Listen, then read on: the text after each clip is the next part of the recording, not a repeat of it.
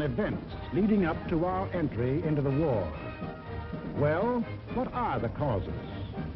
Why are we Americans on the march? Is it because of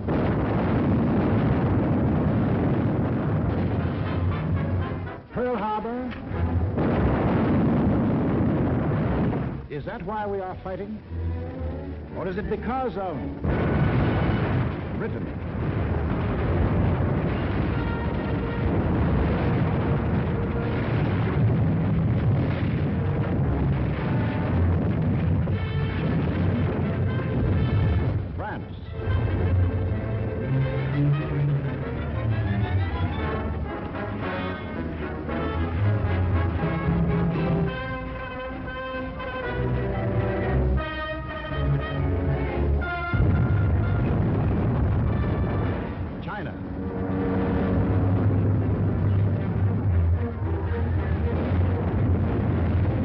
Czechoslovakia,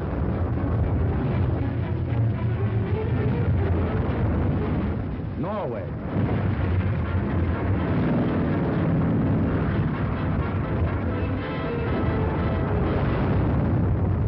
Poland,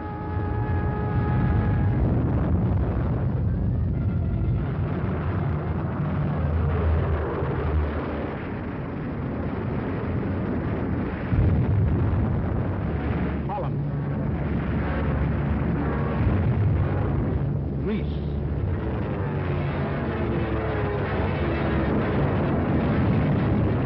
Belgium, Albania, Yugoslavia, or Russia.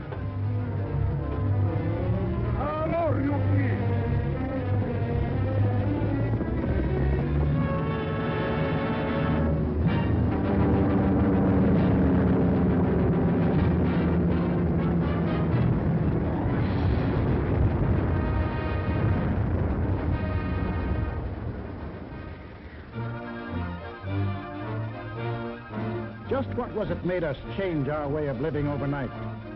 What turned our resources, our machines, our whole nation into one vast arsenal, producing more and more weapons of war instead of the old materials of peace?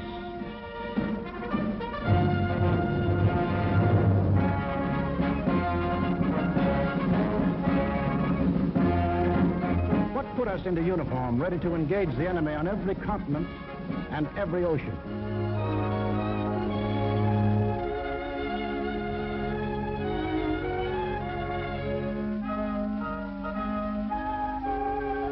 These two worlds of which Mr. Wallace spoke, the free and the slave.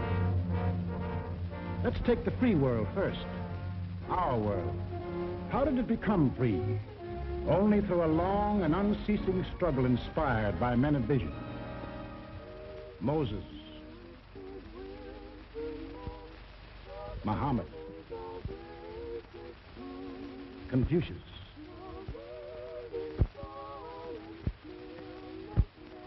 Christ.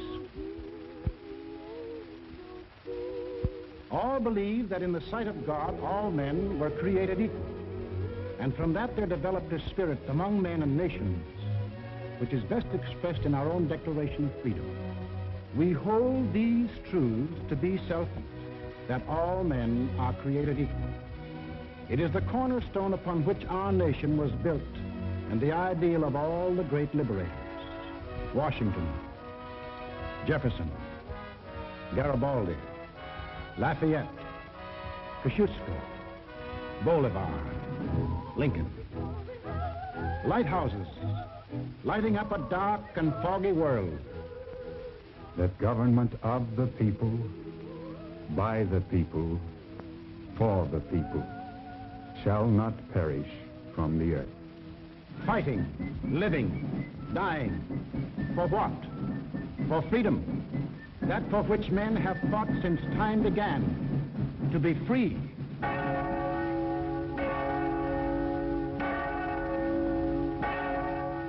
Is life so dear, or peace so sweet, as to be purchased at the price of chains and slavery? Forbid it, Almighty God. I know not what course others may take, but as for me, Give me liberty, or give me death. But what of this other world?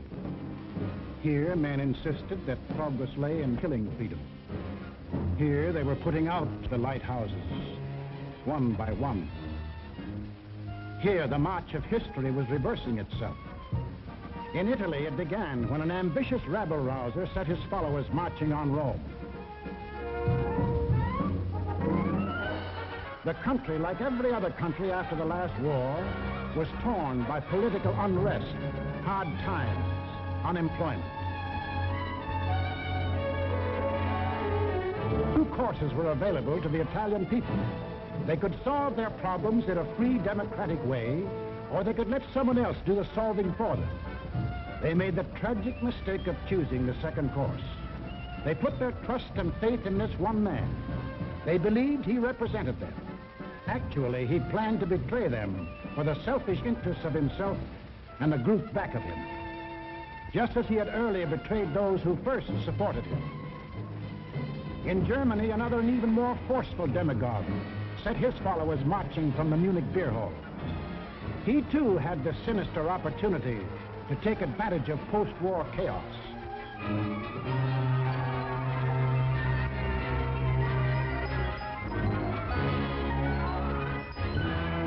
But he also had certain distinctive German characteristics to play on. To start with, the Germans have an inborn national love of regimentation and harsh discipline. He could give them that.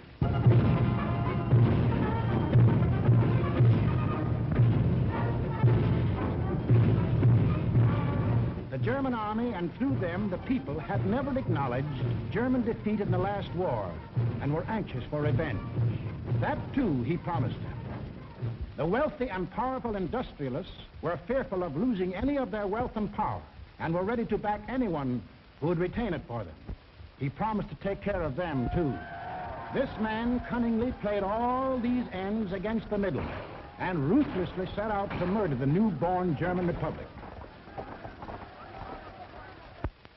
As the will of the emperor, and to the Japanese people, the emperor is God. Taking advantage of their fanatical worship of the god emperor, it was no great trick to take away what little freedom they had ever known. Yes, in these lands, the people surrendered their liberties and threw away their human dignity.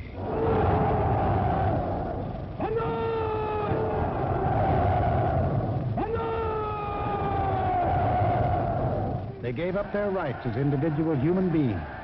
They became a part of a mass, a human herd.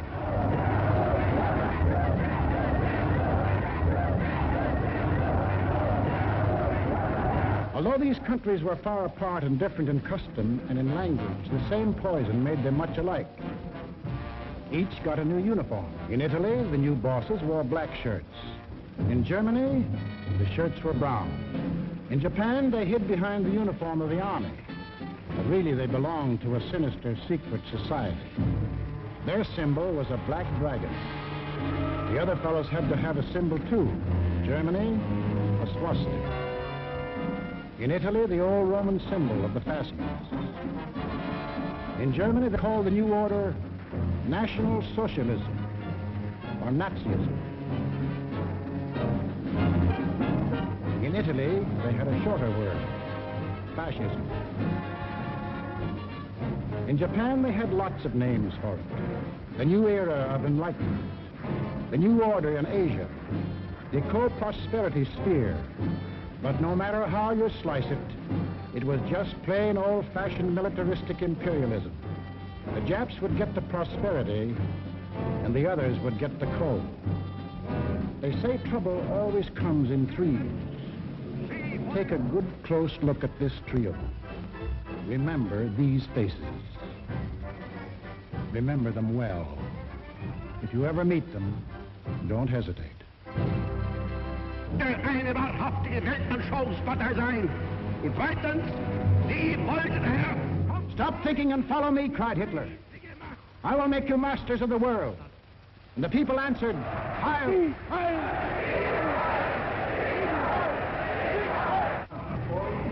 Stop thinking and believe in me, bellowed Mussolini, and I will restore the glory that was Rome. And the people answered, Duce, Duce. Stop thinking and follow your God Emperor, cried the Japanese warlords, and Japan will rule the world. And the people answered, Banzai, Banzai.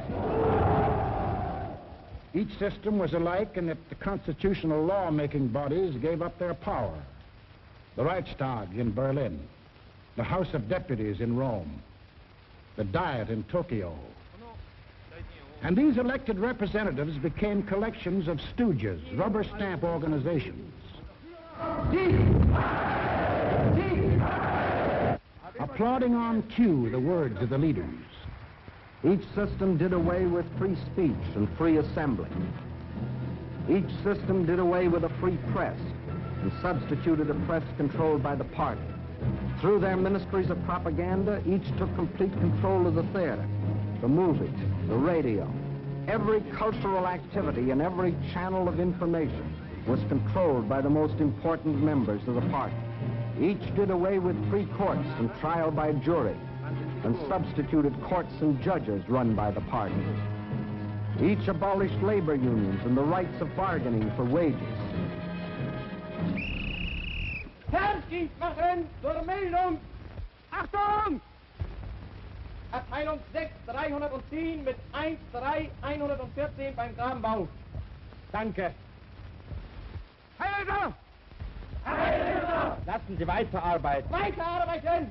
And under the pretext of patriotism established a system of forced labor. Each enforced its decrees by an army of secret police who held the power of life and death over every individual. And for the few who still believed in freedom and said so, there was a ready answer.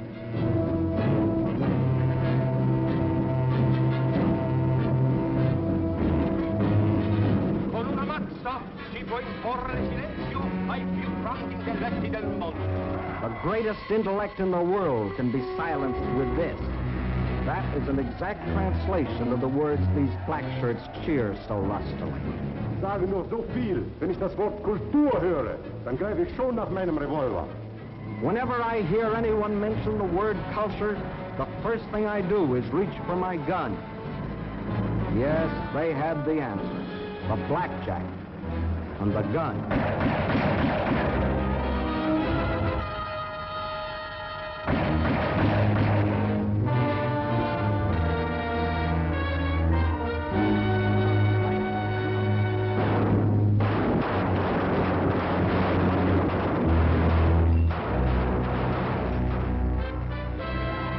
In Italy, they did it different.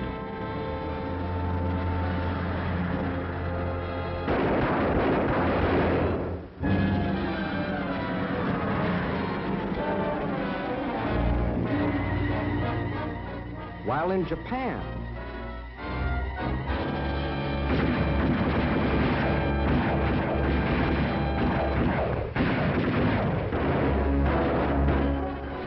to their names can be added those of hundreds and thousands of others who stood in the way of the new order. Finally, there is only one obstacle left.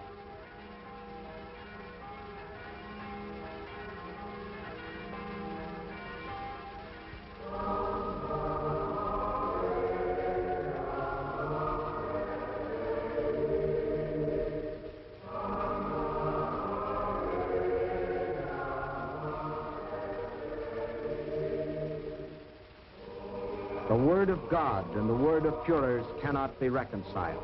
Then God must go.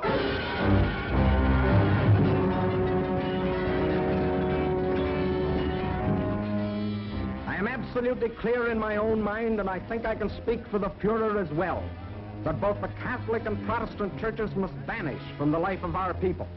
Thus spoke Dr. Alfred Rosenberg. And if you have any doubt that he spoke for his Führer, here's what happened.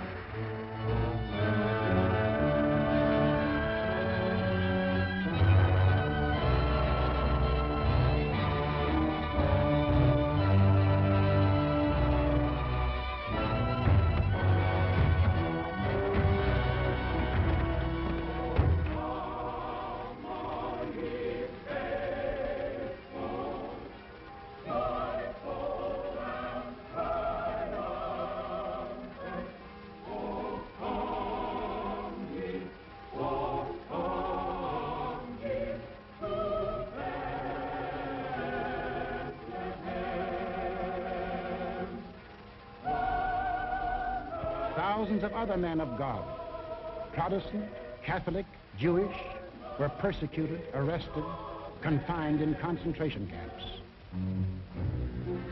Our Führer is the intermediary between his people and the throne of God. Everything the Führer utters is religion in the highest sense.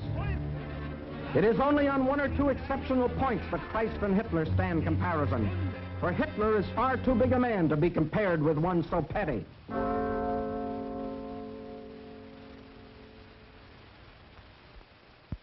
German classrooms. Adolf Hitler ist unser Retter, unser Held, der edelste Führer auf der ganzen Welt. Für Hitler leben wir und wir sterben gerne wir. Für den Führer bis zum Tod, denn er ist unser Gott.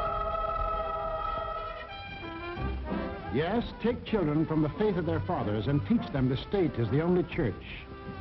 And the head of the state is the voice of God.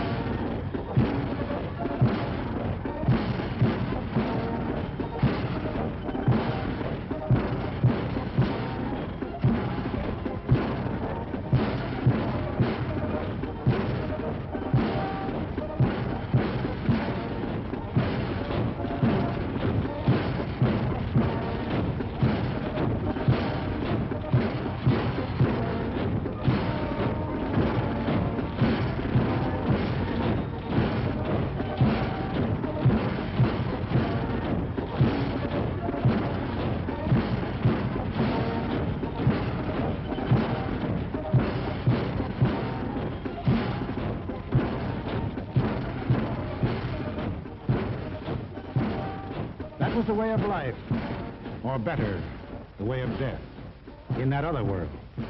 Now, what of our world, the democratic world? What did we want? What did we do about it? First of all, we wanted peace and security. And to prove our sincerity, in 1921, we initiated the Washington Disarmament Conference. This resulted in two vitally important treaties.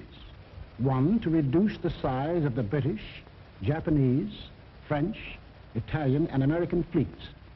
And the other, the Nine-Power Treaty, which guaranteed the integrity of China. And incidentally, one of the powers signing this was Japan.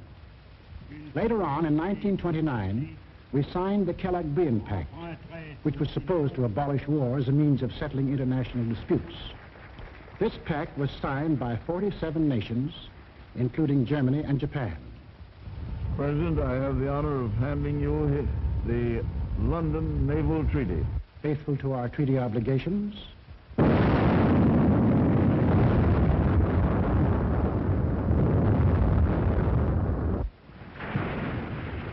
we scrapped more than 60% of our naval tonnage, and our army was reduced to a standing force of 136,000 men, smaller than that maintained by the little state of Romania. We let our hopes for peace become so strong that they grew into the determination not to fight unless directly attacked. We let ourselves be influenced by those who said that we could find security through isolation. The confusion in our way of thinking is apparent in the slice of public opinion as it appeared in Pathé News in 1939.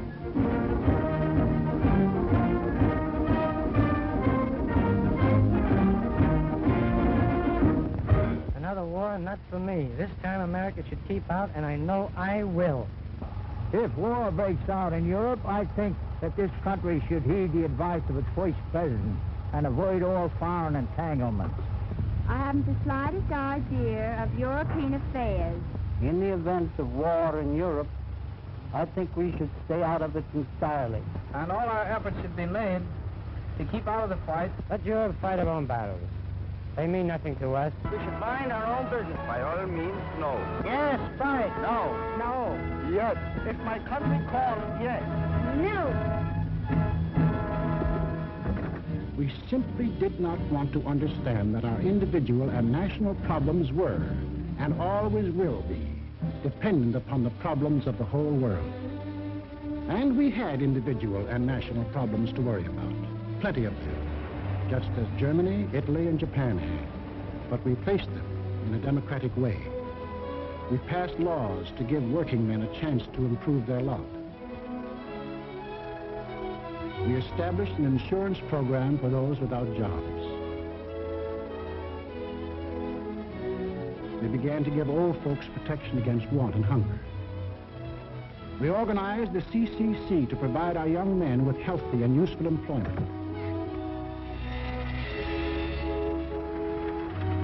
A federal works program came into being and changed the face of our nation with new roads, bridges, schools.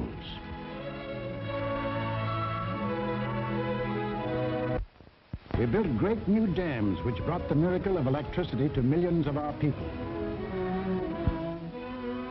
These were some of our accomplishments, but there were others not so creditable. We turned our backs on the League of Nations. We passed the Tariff Act to set a higher wall of isolation around us. We encouraged lawlessness with the farce of prohibition. But in spite of these mistakes, we never had a thought of losing our free institutions. John Q. Public still ran the country. He had his choice of voting for Dewey, Wilkie, Roosevelt, or anybody else. In Germany, they had the choice of voting for Hitler, Hitler, or Hitler.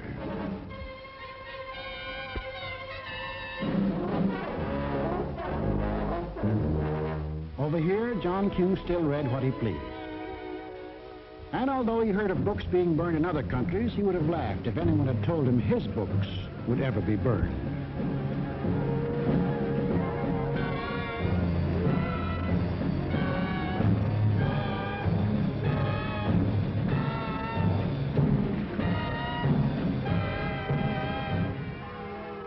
And on Sunday, if he felt like it, John Q. went to any church he pleased.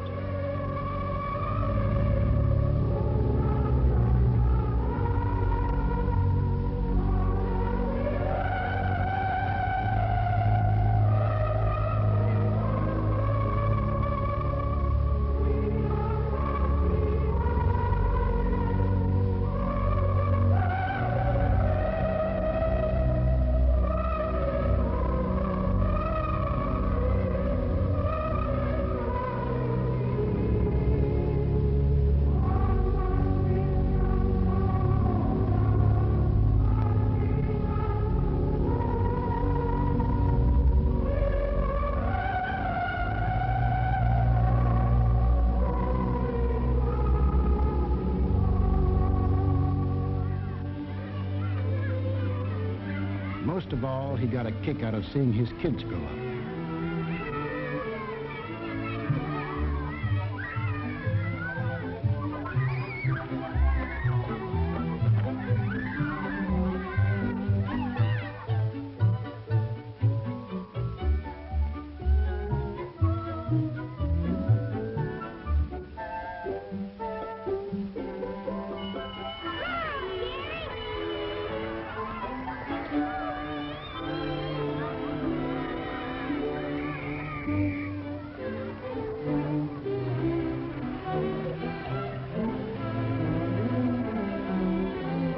The average American was quite unconscious of the fact that some people had this in mind for the little John Q.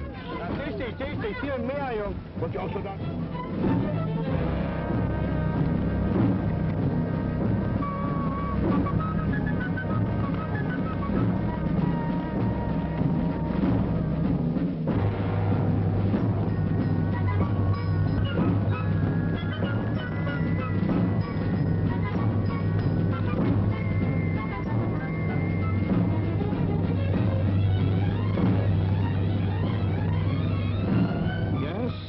Children were being trained to kill, John Q's kids were giving their pennies to help them have life.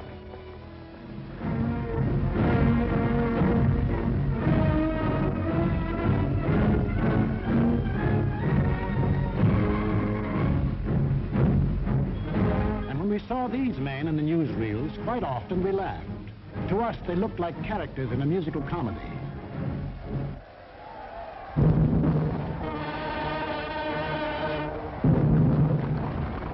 They weren't comic. They weren't funny. They were deadly serious. They were out for world conquest.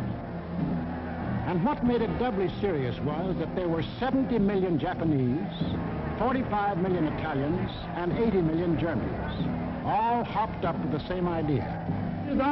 Deutsches Volk hilft dir selbst. Jeder soll helfen. Their leaders told them that they were supermen. Herrenvolk, the Nazis called it. The master race, destined to rule all other peoples on Earth. Take a good look at these humorless men. These were to be the rulers of the ruling race. Leben, auch ihr bürgerliches Dasein ist gesichert in diesem nationalsozialistischen Staat. Obey us blindly, and you will attain your rightful place in the world. All other people will be your slaves. That's what they promised them. That Americans, Chinese, Russian, South Americans, all free peoples would work for them and make them rich. And how they ate it up.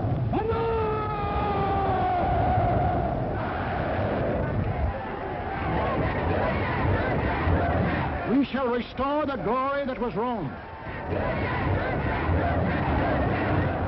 Today we rule Germany. Tomorrow the world.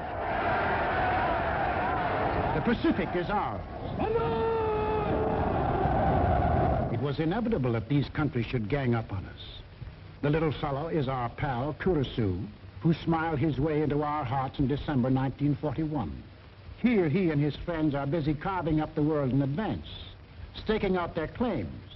Take a good look at these claims. Here was the Italy that Mussolini took over in 1922. And almost his first act was to tell the Italians they were the rightful owners of Corsica, Nice, Savoia, Albania, Tunisia, Ethiopia, and a land corridor linking it with Libya. Later on, he had an even bigger dream. The old Roman Empire as it existed nearly 2,000 years ago, to dominate all the lands adjoining the Mediterranean. Mare Nostrum. Our sea, they called it, just as the ancient Romans did. As for the Japanese, they had some ambitions, too. By 1920, they had grabbed off Formosa, Korea, and the southern half of the island of Sakhalin. Then Baron Gishi Tanaka, the prime minister, carefully set down Japanese aims in a document called the Tanaka Memorial. It was presented to the Emperor July 25th, 1927.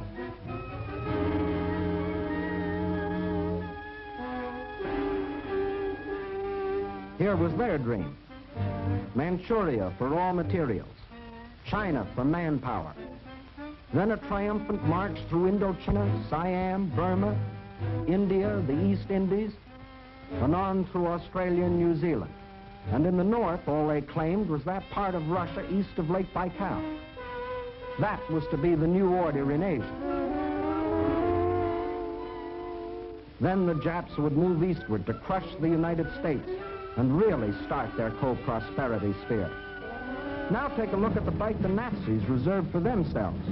Here's the Germany Hitler walked into, and here's what he wanted. First, Europe under his complete political or economic control, leaving Mussolini a share of the loot if he behaved himself. Then the drive to the east, through the rich oil lands of Iran and Iraq, into India. Another push south through Africa. Then from Dakar, jump off to meet the honorary Aryans who were to move in on South America through the Pacific. At the same time, start across from the Scandinavian countries to hook up with his buck-toothed pals coming over from Siberia to join in the conquest of the United States. There it is, gents. All they left us was Shangri-La. And they'd claim that, too, if they knew where it was. If they had a chance, listen.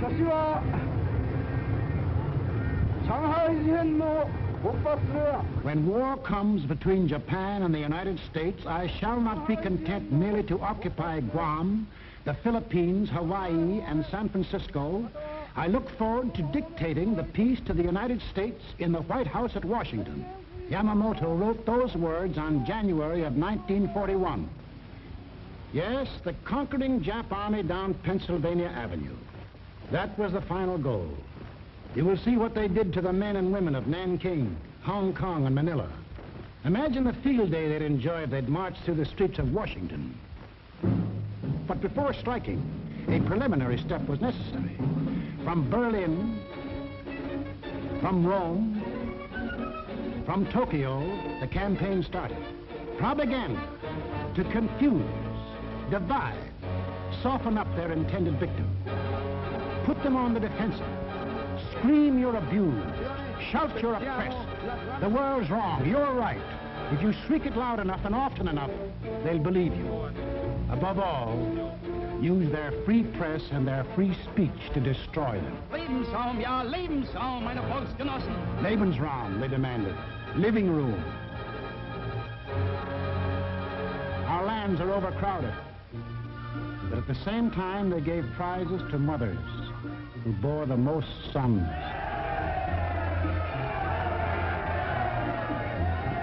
They brought together large groups of young men and young girls for human breeding. Read what one of their leaders wrote.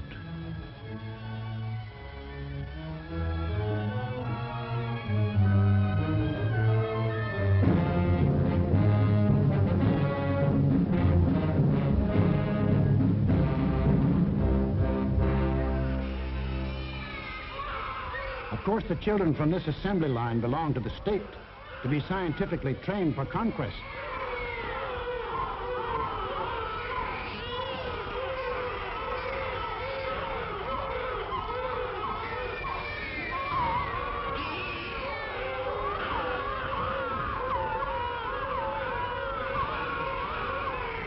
Another horror was the lack of raw material. They claimed they were the have-nots and we were the haves. But out of this supposed lack, they built up the greatest war machines the world has ever known. These are the published figures from the German military budget. Actually, between 1933 and 1939, Hitler's program of rearmament cost more than $80 billion. The Nazis alone assembled a striking force of 30 panzer divisions, 70 motorized divisions, 140 infantry divisions, plus the Luftwaffe, the world's largest air force. And they had no raw materials. Think of the bread, the automobiles, the good things of life that the German, Italian, Japanese leaders might have given their people if they had spent this money for peace instead of war. You know what billions we are now spending to match their military force? No. No, these arguments were all smokescreens. When war came, the democracies proved to be the have-nots, and our enemies the haves. And when war came, where did it come?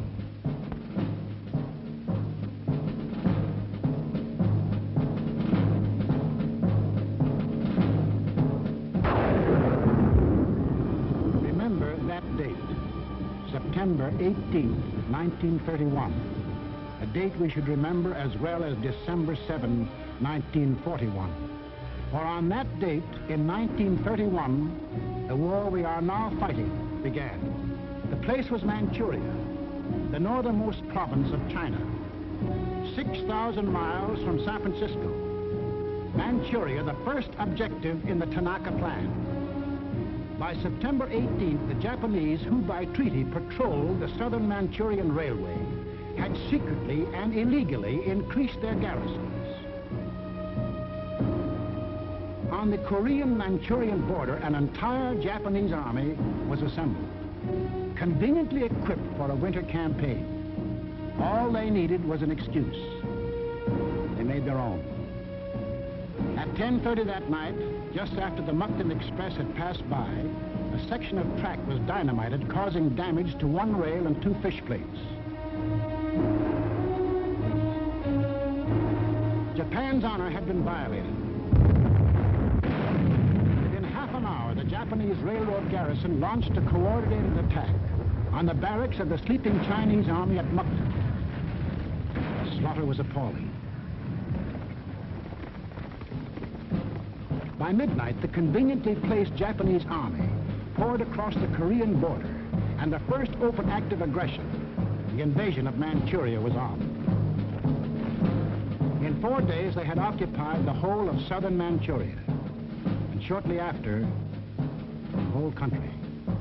Manchuria became Manchukuo, a puppet state with an obedient stooge on the throne, Henry Puyi, a weakling whom the Japanese had prepared for the job with 7 years of women and song. In Washington, Henry L. Stimson, then Secretary of State, now Secretary of War, sent out a blistering denunciation of the attack. The League of Nations sent a committee of 5, headed by Lord Lytton and including our own General Frank McCoy, to Manchuria to investigate. In October of 1932, the committee issued its report. We found that the Japanese occupation of this large part of China was not justified on the ground of self-defense, and that the new state which had been set up was a Japanese protectorate rather than a genuine case of Manchurian self-determination. Shortly after, the League condemned Japan as an aggressor nation. À son Excellence, Monsieur Matsuoka, délégué du Japon. I call on His Excellency, Monsieur Matsuoka, delegate of Japan.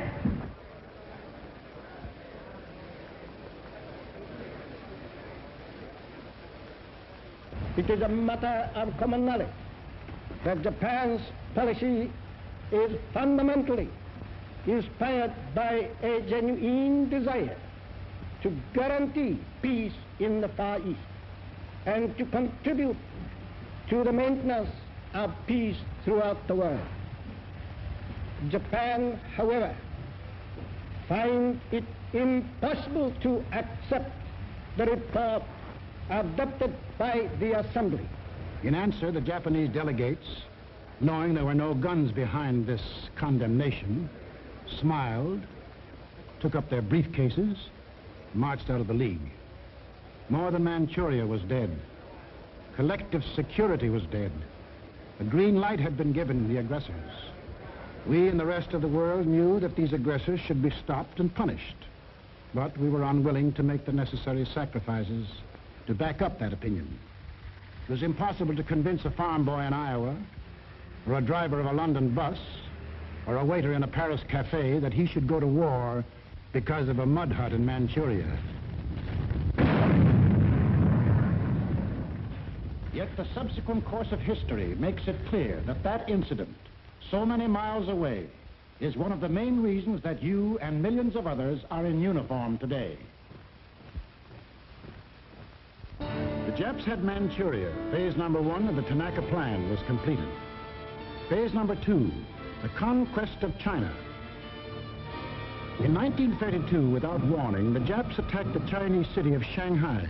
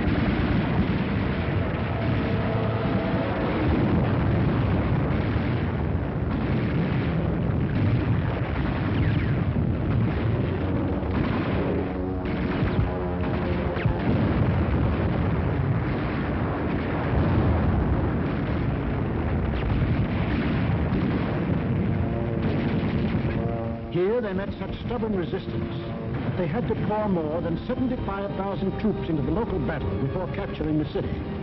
This resistance made them decide to shift their campaign to the north, and in 1933 they added the province of Yehol to Manchuria. Yes, the Japs launched the second phase of the Tanaka Plan, but they had yet to finish it. A united nation stands against them. Under the inspired leadership of General Chiang Kai-shek, the Chinese people fought and still fight on. Meantime, what of Japan's partners? What helpless people were they planning to bomb, slaughter, drive into slavery? Hitler was not yet ready, but Mussolini was. Mussolini had to be. His people were growing restless. Fascism hadn't produced the heaven on earth that he had promised them. So he pulled the old trick of launching a foreign war to divert attention from troubles at home. So Mussolini beat his chest like Tarzan and looked around for a worthy foe. He found one, Ethiopia. A good country for the beginning of a glorious empire. Its army had no machine guns. Its army had no tanks. Its army did have an air force. Exactly one old airplane. One airplane against a nation which had developed a new theory of total air war. Of the blitz which would wipe out cities, destroy civilians, men, woman, and child. In October of 1935, following the Japanese example, an incident was provoked at the little settlement of Wall near the border of Ethiopia and Italian Somaliland. Italy's honor had been violated.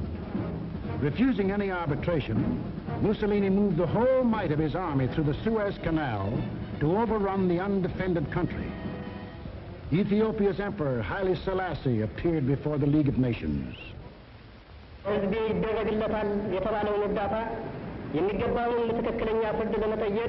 I must still fight on until my tardy allies appear, and if they never come, I say to you without bitterness, the West will perish.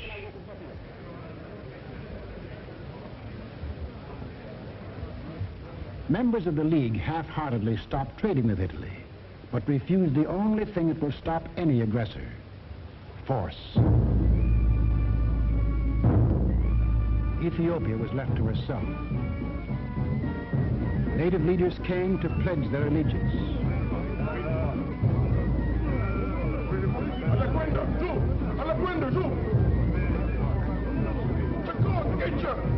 Like a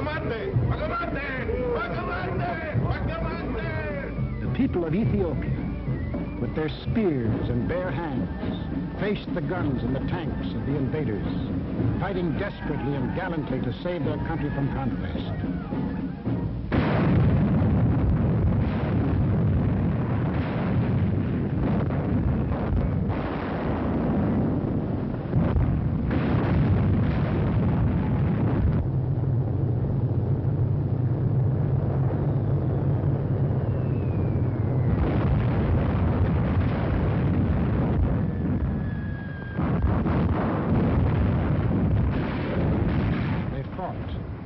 And they died.